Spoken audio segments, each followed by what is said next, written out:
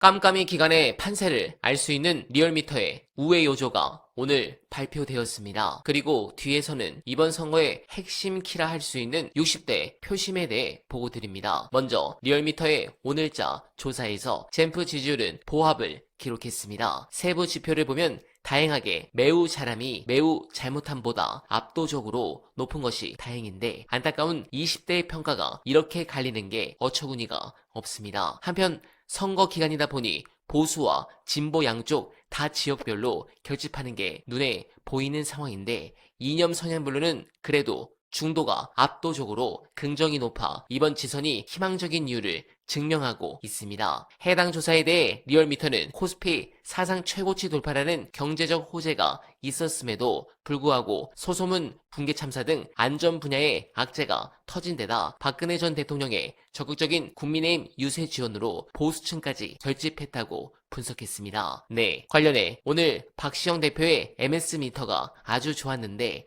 여론조사 전문기관 대표가 보는 주요 지역 판세 보시고 이어가 보겠습니다. 한동훈 후보가 원래 TV토론 잘할 걸로 많이 예상됐기 그렇죠. 때문에 적극적으로 홍보를 많이 했거든요. 그래서 이게 이제 화제가 됐고, 그 다음에 이제 전재수 시장 후보가 그 적극적으로 지원 유세에 좀 나섰거든요. 그래서 네. 그 두 부분이 아직 그 여론조사는 반영이 안 돼 있기 때문에 저는 바닥에서 굉장히 출렁거린다는 이야기를 들었고, 또 이제 박근혜의 투입으로 한동훈 후보 입장에서는 좀 샌드위치가 된 거 아닌가? 그런 생각이 듭니다. 이택수 대표 어떠세요? 이 지역은 제가 지난번에도 말씀드렸지만 보수 과표집 부분이 조금은 다른 지역에서 과하거든요. 그러니까 이제 많아요. 작을 때는 진보 대비 보수가 이제 1.18이었는데 가장 높을 때는 막판에 CBS KSY 조사가 2.38. 그러니까 2.4배까지 보수가 이런 적은 나왔어요. 없거든요, 거의. 그러니까 같은 기간에 여론조사 꽃은 1.35배였거든요. 그 정도가 상식적이죠. 그렇죠. 그러니까 1.5 안팎이었는데 보통은 평균이. 근데 2.4까지 나온 조사들이 중간에 있어가지고 그런 조사들에서 한동훈 후보가 앞서는 예, 거예요. 많이 앞서죠. 그러니까 상식적으로 보면 여론조사 꽃 정도의 한 1, 2% 포인트로 붙어 있는 게 사실일 것 같은데, 네. 근데 이게 아까 TV 토론이 반영이 안 된 시점의 조사라는. 그렇고, 네. 그래서 저는 그 한동훈 후보가 크게 앞서가는 조사들은 보수가 지나치게 과표집됐다. 네. 저희가 조사해보잖아요. 네. 저기가 리콜을 수십 번씩 했어요. 리콜 수십 번은 교과서에 없는 겁니다. 리콜을 두 번 정도 하라고 돼 있단 말이죠. 예. 근데 이제 조사를 성공시키려고 여기는 워낙 조사가 많아서 네. 짜증이 나 있죠. 그러니까 짜증나게 잘 안 받는데 근데 어떻게 성공 딴 데는 했는지 모르겠어요. 했는지 모르겠는데 왜냐면 우리처럼 돈을 쓰지 않으니까. 리콜을 저렇게 많이 하면은 돈도 많이 들고 시간도 많이 들고 여하간 어떻게든 성공시키려고 해봤더니 여기서 나오는 그 결과들을 그대로 신뢰할 수 없다. 네. 이게 저희 결론입니다. 네. 네. 그래서 어제 한 국회의원이 이제 모 정당 국회의원이 이런 보수 과표집 관련된 부분을 보고 그 안심번호가 사실 현재 주민등록 주소라기보다는 전화요금이 이제 청구되는 네. 청구지 주소로 제가 알고 있거든요. 예, 맞습니다. 근데 최근 들어서 갑자기 늘었다. 청구지가 이쪽으로 이전된 거를 이제 국회 과방위 통해서 한번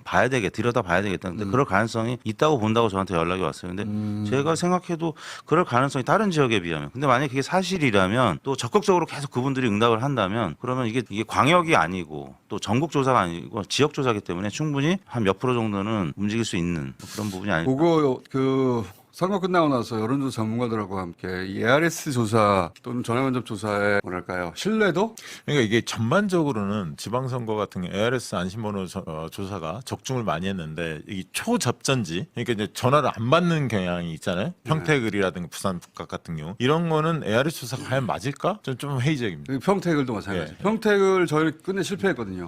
그리고 북갑이 사전 투표율이 25.57로 상당히 높은 편이었거든요. 그만큼 사전 투표율이 그렇죠. 높다는 얘기는 관심도가 높았고 그런 측면에서 하정우 후보한테 좀 유리하지 않을까? 그렇게 예측을 합니다. 그렇습니다. 그러니까 평택을은 근데 투표율이 생각보다 높진 않았어요. 18%대였죠. 18.39 나왔는데 평택 갑과 병에 비하면 높은 편입니다. 그래요? 그러나 이제 평택은 전통적으로 경기도 평균에 비해서 한 7%포인트 늘 낮았거든요. 예. 그러니까 이게 특이사항은 아닌데 근데 이제 중요한 거는 거기에서 이제 신도시 같은 성격을 띠는 게 고덕동이고 인구가 제일 많은데 고덕동의 투표율이 높지 않았어요. 높지 않죠. 네. 그러니까 그 층이 과연 투표를 얼마나 하느냐, 그리고 그 층에서 누구를 지지하느냐 이게 이제 관건일 것 같습니다. 거기가 이제 사전투표가 높은 것은 민주당이 민주당 지지층 지지세 실수로 선투표율이 높다라는 그런 일반론으로 보자면 조국 대표한테 불리하지 않은 것처럼 보이지만 근데 조국 대표는 민주당 지지층하고 표를 나누는 사이라 그렇죠. 여기가 투표율이 높았어야 하는데 근데 네. 여기는 또 젊은 직장인들이 많거든요. 예. 30대 직장인이 조국 대표한테 우호적인가? 생각해보면 표 계산이 굉장히 복잡해지는 곳입니다. 네, 뭐 어제 그제 뭐 현장에 다녀왔던 분들 여러 이야기가 들립니다만 아무튼 그런 분들 얼마나 투표하느냐의 문제일 것 같고 황교안 또 변수가 있습니다. 황교안 후보는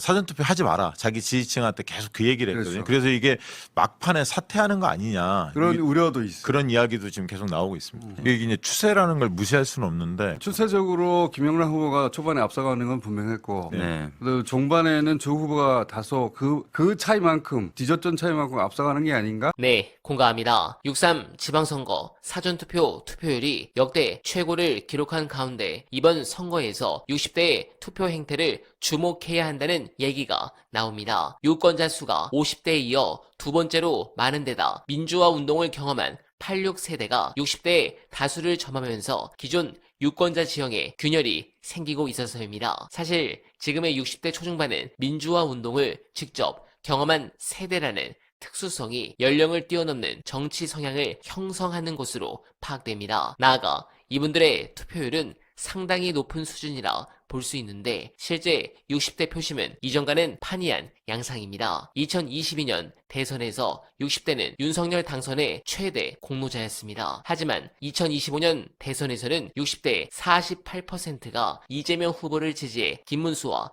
차이가 없었습니다. 또한 이재명 정부 들어서도 이런 현상은 일관된 흐름입니다. 갤럽의 최근 여론조사에서 이 대통령에 대한 60대 지지율은 64%로 현 정부의 핵심 지지층인 4050과 비슷한 수준이고 민주당 지지율도 같은 추세를 보이고 있습니다. 이를 반영하는 듯 전 세대의 보수화 연령도 늦어지는 모습입니다. 이제 이런 부분들은 60대의 정치 성향이 진보 우위의 구도로 바뀌면서 나이가 들어도 보수화하지 않는다는 사실은 국민의힘 등 보수 정당의 인식을 근본적으로 바꾸라는 경고나 다름없습니다. 그러나 방심할 수 없습니다. 현재 마지막 여론조사를 바탕으로 빅데이터 분석을 해보면 민주당의 압승은 당연합니다. 그러나 접전 지역의 경우 본투표 당일까지 말실수나 기타 문제가 발생한다면 이게 바람이 불어 언제 뒤집어질지 모르는 살얼음판 형세가 맞습니다. 남은 기간 민주당은 최대한 리스크 관리를 해야 하며 어떻게든